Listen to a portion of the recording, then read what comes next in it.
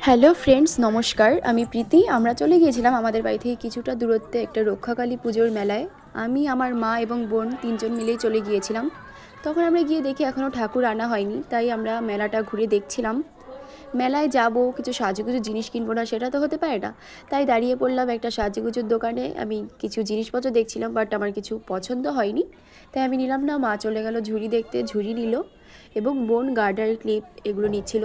দেন আমি দুটো nail polish নিয়ে নিলাম আমার পছন্দ মতো।